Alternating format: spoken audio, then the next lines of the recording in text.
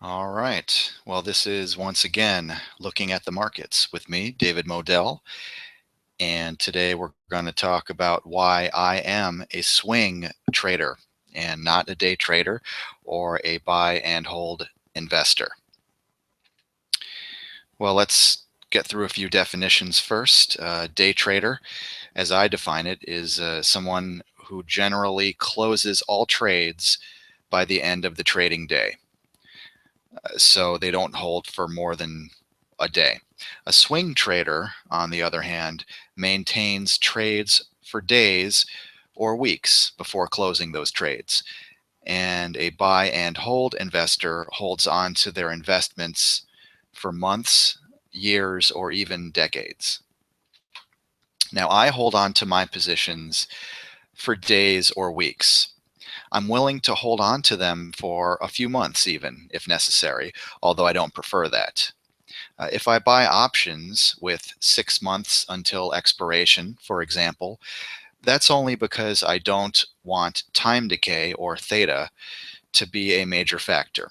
I still hope to sell the options for a profit within a few weeks or maybe a couple of months at most.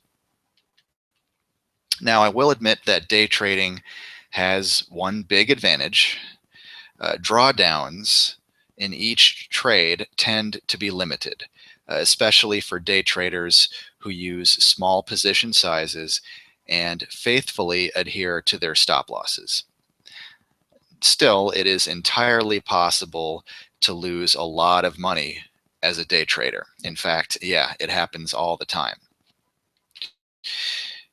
Now, here are some disadvantages of day trading. Uh, Perhaps the biggest one is the commissions and fees. Uh, yeah, these fees and commissions can add up for all those trades very quickly. Also, there are some restrictions on pattern day trading. These pattern day trading rules can hamper your ability to make these kinds of trades.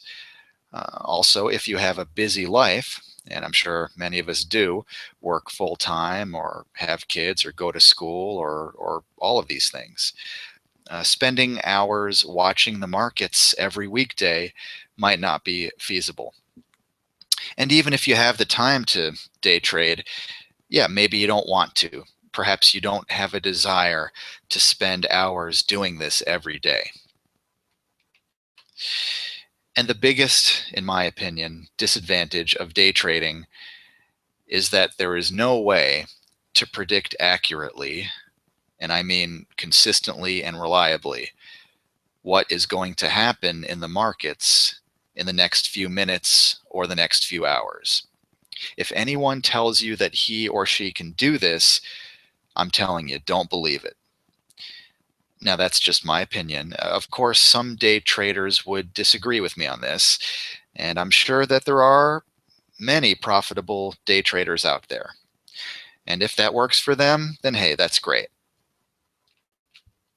As for me, I would rather not attempt to predict what's going to happen or where the markets are going in the next few minutes or hours. In fact, I find it a relief not to have to guess where stock prices are headed today. I have the luxury of letting my trades work themselves out over the coming weeks.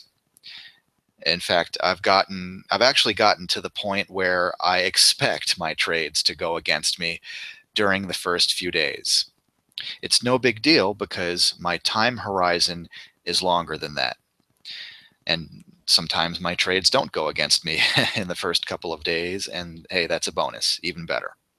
But if they do, no big deal. I don't mind waiting because I'm a swing trader. So I expect to wait for weeks or even maybe a couple months at most. Now, buy and hold investors, on the other hand, have an even longer time frame than swing traders and definitely longer than day traders. And if they're doing it correctly, if they're sticking to the buy and hold philosophy like they should, then they'll have a more relaxed attitude when their investments go against them. Still, not everyone has decades long time horizons to ride out those rough patches like we saw in the years 2000 to 2002 2008 to 2009, etc. Just to give you an example, retirees or people who are close to retirement, they may not be able to just ride out those tough years. Besides, the good old days of 8 to 10% per year for the typical buy and hold investor, and I'm thinking about the S&P 500 or something similar to that, those days might very well be behind us. Yeah, it's not 2009 anymore, and we're nowhere near the bottom of the market. In 2015, for example, the S&P 500 ended the year a little bit below where it started. So for that entire year, if you bought and held the S&P 500, you would have actually lost a little bit of money. So for me, swing trading isn't right or wrong. It's just a preference. So with the right mix of patience and proactiveness, swing trading just might work for you too. And if you need more help with this or with investing or trading in general, feel free to contact me, David Modell at davidmodell@gmail.com. Thanks a lot for listening. Talk to you again next time.